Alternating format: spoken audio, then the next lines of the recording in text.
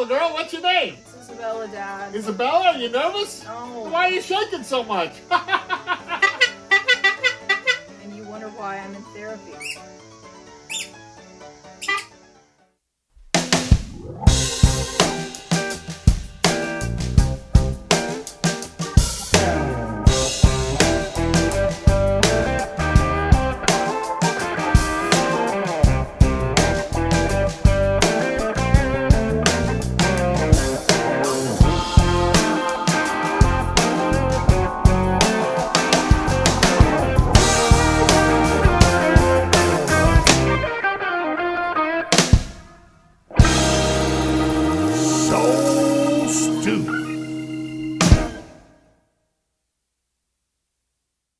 Hey, I'm Dylan Altman, and this is another episode of my new cooking show, Soul Stew, where we'll cook simple, delicious food, share some laughter, and listen to some great music. Today, my guests are two talented singer-songwriters, Marshall Altman and BRICE Long. Two guys I do a lot of shows with together who are also two of my best friends. Today, I'll be making some steaks, some fillets, making my world-famous Dylan Altman steak sauce with mushrooms, be making some roasted broccolini and carrots, and then Bryce and Marshall and I will have a conversation about food and music, and then the three of us will play a couple of their songs together. Let's do it! All right, one of the sides I'm going to make today is roasted broccolini. Always goes good with some steaks, and it's a really simple preparation. All you got to do, drizzle with some olive oil, put some salt in there, a little black pepper, and then you want to put in I've kind of smashed some garlic cloves. You don't have to you don't have to mince them up. And then what you do is you just kind of toss them all together. And then what we're going to do is we're going to put them in an oven at 425, and it's about probably 15-20 minutes. And then when it comes out, what we're going to do is I'm going to squeeze some lemon over it, as well as some lemon zest, and then grate some fresh Parmigiana or reggiano. It's going to be fantastic. All right, so I'm going to be making some carrots today. These are some Marsala carrots. Now, those of you who've watched my show in the past know that I don't drink anymore. I am in recovery, but I can cook with Marsala and with wine for myself. I don't recommend it for everyone, but I've been doing it for 4 years. The alcohol cooks out. Basically just a little bit of salt and the carrots. And then what we're going to do is once it's boiling, once they're kind of tender, what we'll do then is drain, get rid of the water, and then we'll deglaze with some Marsala wine. All right, so today I'm going to be cooking 4 fillets. These are just really good quality fillets. I got them at the market yesterday. So it's going to be a simple prep. Just put a little bit of olive oil, kind of massage it in there. So you put a little bit of kosher salt in there, and the same thing. You just want to massage it in. And then you throw in some black pepper, and the same thing. And then you just do that to both sides. And then you let it sit for a second before we sear them in the pan. And we're going to sear them in the pan, finish them in the oven, and we're going to use the pan to create a pan sauce with a little bit of red wine and some broth and some demi-glace. It's going to be delicious. All right, so I've drained the carrots. Now we just want to melt some butter. We're putting in some flavor. We're building our flavor. Put in a couple cloves of garlic. Put in our carrots with the thyme, a little salt, a little black pepper, stir it up, and you see they're kind of al dente, which is what we want. And once we have that, now we turn up the heat because we're going to deglaze with the Marsala, which adds flavor, and you're going to reduce it so it's going to concentrate, going to be add a little bit of sweetness. All right, so we've got the Marsala in there. Just you want to toss everything in there and let that Marsala reduce. And what we're going to do is at the last second, I'm going to add some honey. It's ready now to add the honey. So it's really good, tastes flavorful, it's al dente. I'm going to add some local honey, drizzle it in. And then we're just going to put it aside and wait for the steaks. All right, so we're going to sear the steaks now. Put a little bit of olive oil. These guys right in. So what we're going to do is we're going to sear them on both sides as well as the sides as well. We will then throw it in the oven at 400 for, I'd say, about 10 minutes. That's usually what it works. And in those 10 minutes, it should get to medium rare, which is how I take my steaks, and all my friends take their steaks. And then, while they're in the oven, we're going to make the sauce in this pan. All right, so now we want to kind of get them on the sides here. All right, so they're seared. So now we're just going to put them in here on these little pans and let them finish in the oven at about 400 degrees. All right, we're making the sauce, so we add some pancetta, a little Italian bacon. This is how I make my sauce. Some shallots, stir everything about, add a little olive oil. I forgot to add olive oil, no worries. Next we're going to add some mushrooms. These are some dried chanterelles that are no longer dried. I rehydrated them with some boiling water for about 30 minutes, chopped them up, and I'm going to add them into the sauce. Stir them around. This is a red wine sauce. Like I said earlier, I don't drink. And a lot of people who don't drink and are in recovery do not cook with wine. I'm okay with it. I don't advocate it. I think it depends on personal preference. The alcohol cooks out, but it imparts a flavor that, at least for me, is not a threat to my sobriety. Next thing I add, we're adding flavor. I want to put some tomato paste. So it's like about, I don't know, 2 tablespoons of that. Drop in a couple of bay leaves. It's going to add some flavor, undercurrent. Most of the wine is kind of cooked out, cooked down, so I'm adding some broth, some beef broth. I drop in some thyme. So I put a little bit of salt, and then here comes the secret weapon. The secret weapon I use is this More Than Gourmet, basically veal demi-glace. It's just concentrated flavor. It is about as good as it gets. It's going to take this sauce to a whole new level. And what it's going to do, once it dissolves, you've got all of this flavor going, and we want to reduce this sauce. Obviously, it's much too much liquid there. We want to reduce it down to where it's a little bit more thick. So now we want to add some butter. We're nearing the end.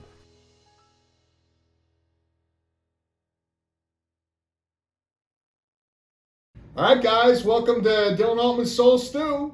Happy to have you guys. How about it? I made you some steaks today. Man. I got you some roasted broccolini with lemon. Wait, you got a problem with the talking already? What's the problem with this guy? All right, so tell me about this steak. What do we got going on here? Grass-fed? Oh, man. Grass-fed? What are we doing? I got them. Dylan, that sauce is unreal. I'm trying it without the sauce first, by the way. They're good steaks. I got them. They're expensive. I got them from the Fresh Market. Oh, wow. 4 fillets. Man. Where'd you order this from, dude? Before we got here? Shoney's. Okay. I heard they've been stepping it up over at Shoney's. Yeah. So, you know what we do here on Soul Stew, aside from eating and talking, we like to talk about any kind of early childhood food memories you guys had. Like stuff that, like, was there something your mom or dad cooked, or an aunt or an uncle? Like Marshall, like starting with you, like, because you grew up in the Bronx before you moved to California, right? How long were you in the Bronx? Yeah, Rockland County. I moved when I was 16. So 16, because your childhood, your formative years were over there. Like, what was, I can't remember you ever saying about your mom. Was she a cook? What was the story? She was actually a pretty good cook. What was if you could go back to when you were a kid, what would be the meal you would want to walk in the door and smell cooking on you? My favorite meal that my mother would make, believe it or not, was this sort of like Americanized Chinese chicken. Oh, really? Yeah, bit like Pyrex, shallow Pyrex dish, rectangular. And take the chicken. I watched her make it a million times. Take the chicken, salt and pepper it, put it in, leave the skin on, and then she would take, it's very, very strange. It was the 70s, so everybody just used canned stuff. She'd get a can of cherries, a can of red cherries. Like in the syrup kind of thing? Yeah, not like maraschino cherries, like cherries, like regular red cherries. Yeah. Dump those in. A can of... With the chicken? Yeah, and I could swear it was like plums or something. It's been a long Yeah, time. like a plum sauce. Yeah, like plum sauce, and then that Day duck sauce. Did you ever have that? That was my old man's go-to. Same, right? It was what we grew up with in New York in all the Chinese restaurants. So like, she would buy a thing. Yeah, they're big. You can still buy them in About that public. big, and just My recollection is that she would just dump it in there and then Yeah. put it in the oven. Yeah, because it's loaded with sugar and goodness. It is, and it was so good. So there's that. My dad used to have it with everything. Yeah, Put same. it on you name it. I mean, just adding some Chinese noodles was, I would consider that a meal. So Brother B, what about you? Growing up in Hopkinsville, Kentucky, right? Yeah, man. Was it mom? Was it grandma? Was it a little bit of everybody? Who was the? A little bit of a lot everybody. of French cuisine there too, right? A lot Yeah, of fine tons. French dining. Yeah. Tons of French cuisine, man. Yeah, French fries and yeah. French toast.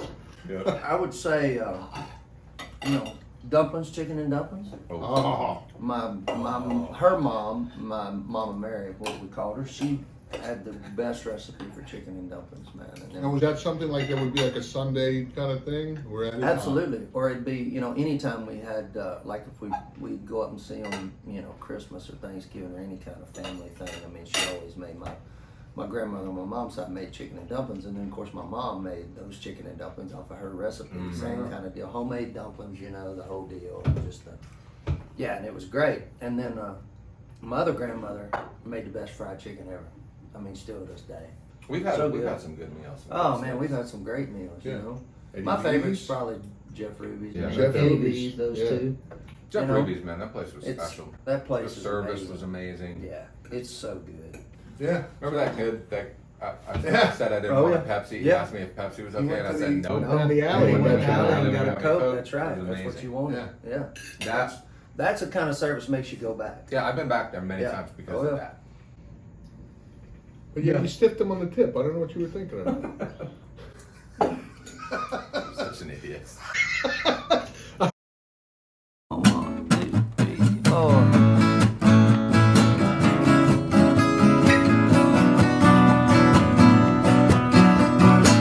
I was just hanging out some little west coast town, found a bar up by the sand, so I made my way in. First thing caught my eye like nothing I'd ever seen. Sunburned auburn hair, a California dream. Yeah, she was shaking them hips to some old Motown song. I couldn't say a thing, so I sang along. She was a heartache on the dance floor, a heartache on the dance floor, moving through my mind, moving through my mind.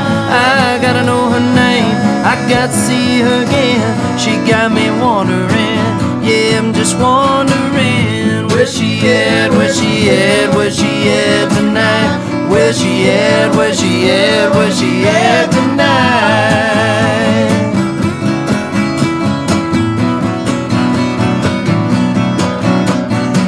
So I just hung around that little west coast town. I'd drive by every night, I'd stay to closing time. My little mystery, that girl is killing me. So I put on this song just to sing along. She was a heartache on the dance floor, a heartache on the dance floor, moving through my mind, moving through my mind. I gotta know her name, I got to see her again. She got me wondering, yeah, I'm just wondering, where she at, where she at, where she at tonight? Where she at, where she at, where she at tonight? She got me mesmerized, she's all I think about, think about, think about.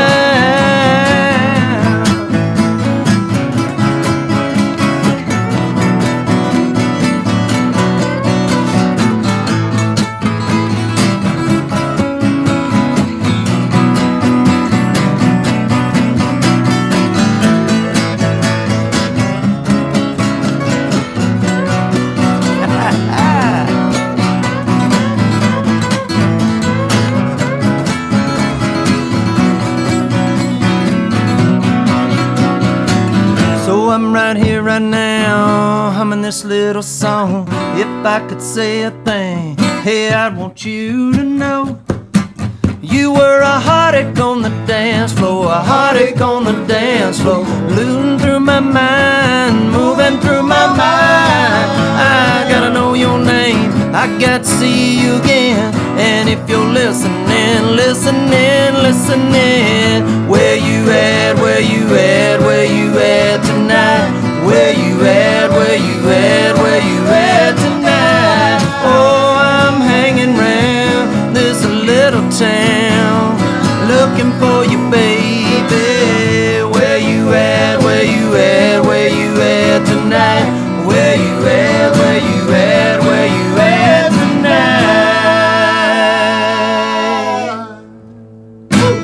Yeah. Brother B.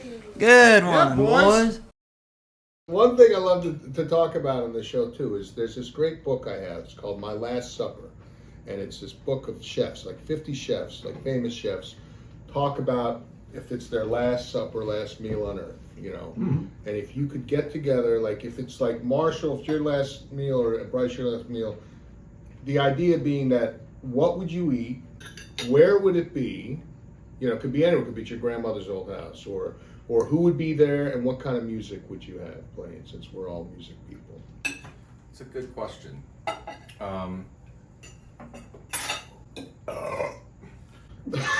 Is that what you think of the question? Man, Process it. really good. Bryce, why don't we start with you? This guy is. No, I got this. Alright. I got this. No, Okay. I got this. I got Okay. this. It would be a small affair. You know, I know my mom and my sister and my dad have all passed, but I don't think any of them are getting invited. Just because they're all so difficult. Yeah. I got it. But I would go to Kazu Sushi in Studio City. Okay. Because you spent, how many years did you spend out there in LA? Long time, 20 plus. So that's your go-to place when you guys are out there. Yeah. I try to take, I mean, at least every time I go there, I try to go there at least once. But honestly, I think it'd be a small meal. I think it'd be immediately to Alex and Stella. I like it. And I think the music would be Radiohead, OK Computer, Yeah. Citizen Cope, the Clarence Greenwood recordings. Man, for me, it'd probably be I'm pretty simple. I love, it'd be Southern cooking. I think I'd probably have some fried chicken. And I'd probably have somebody, cook a steak too, and let's see, some chicken and dumplings. And I love The kids' flourless chocolate cake. I'd have to have that. That'd be a part of it. No, you get invited to mine just for Yeah, just for that cake. Yeah. Absolutely. And I think it'd be like you, D. I think it'd be a ton of, I'd want all my family there, but I'd be my closest friends too, man. People that, mean a ton to me. And music-wise, I think it'd be a kind of a mixture of things. I'd love for my grandmother to be there and play piano again, and us sing some the old gospel hymns that we used to sing, growing up around that piano. She was a good piano player? She was a really great piano Oh, player. that's Played right, by man. ear and could play Right. anything. Yeah, man, she was. Yeah, she Do you- played you in have a church piano a in her ton, house but yeah, growing up? she kept one. Yeah, and I kind of learned to sing around that piano, man. That was. That Oh, was the very man, I first- didn't know that. That was the very No. first thing. Yeah. as a What was her kid. name? Zona. Zona. Yeah. Was that short for something? Was that Uh-uh. her actual That name? was her name. How do you spell Zona? Zona. Zona. Yeah. I like it. It's my mama. Well, those are great stories, guys. I tell you, I left off a couple guys I would meet at my last supper. I'd love to have my old clown buddies like Skippy, Dots, Bobo. What? Really? What's wrong with that? Don't talk about the clown thing. I mean, come on, right? Well, wait a minute. What was your name? I was Lenny the Hobo. No. Really? No, Yeah, I'm going don't to tell talk that about story. Yeah, you haven't heard? You heard the Uh-uh. story? Okay. So Do you check want to this die out. alone? Yeah. I always had wanted to be a clown. I was, a teenager was something I had aspired to. I had an And uncle. you still are. I had an uncle who was a mime, but he had Tourette's syndrome, so that didn't work out too well for him. I heard one summer that I heard they were hiring clowns at Six Flags Great Adventure in Jersey. They were hiring clowns because the summer before there had been apparently a series of knifings. A couple people from some bad elements from the city, from New York, had come down and there had been knifings. They had to put in these metal detectors, and no one likes to go through a metal detector. I get a phone call from my girlfriend at the time who said, she goes, "Hey, can I get a pass from me and a family friend?" So she comes in that day with this family friend, right? And it's a slow day. So me and Skippy are sitting there juggling bowling pins, it's slow day and stuff. And I look up and she comes in with this guy. And he's like, big guy, like your size, like 6'4", broad shoulders and stuff. And I was immediately suspicious because it looked like he had his hand on her ass. I wasn't sure about it. He comes up to me and says, "Hey Lenny, this is my family friend." She called Tommy." you by your professional name. I was a method clown. I took it very seriously. I was never broke character. I was like the Daniel Day-Lewis of clowns. So the guy went to shake my hand, and I used to wear these white gloves, and in the gloves I would hide these squeakers to where I would, what you do is you see a little kid and you'd poke their belly and you'd go like that, and you go like that, and So he goes to shake my hand, and as he shakes my hand, he shakes so hard that the squeaker just goes woo, like this, and I go like ah, and I'm all doubled over, right? So then I'm sitting there shaking my hand, and I'm watching her walk off with this guy, you know, watching my whole fucking world fall apart. And I'm watching this, and Skippy just leans in and goes, I don't like the look of this, Lenny, because there was no recovery from that. You know, my dignity was completely And so stripped. she walked out of our lives forever. And that's why you don't tell anybody you're a clown. Hey, it could be a lot worse, man. How? I could be a ventriloquist. Hey, Marshall, how you doing today? I'm great. I'm a famous record executive and music producer, and it's great to be me. Hey, stop! Stop! Stop! Stop, Kenny!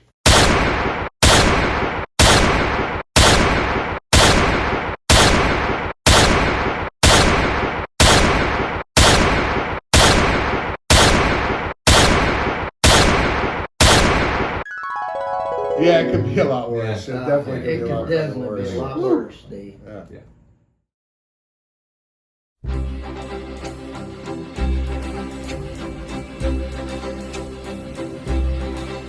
Whether I'm right or whether I'm wrong, whether I find a place in this world or never belong, I gotta be me.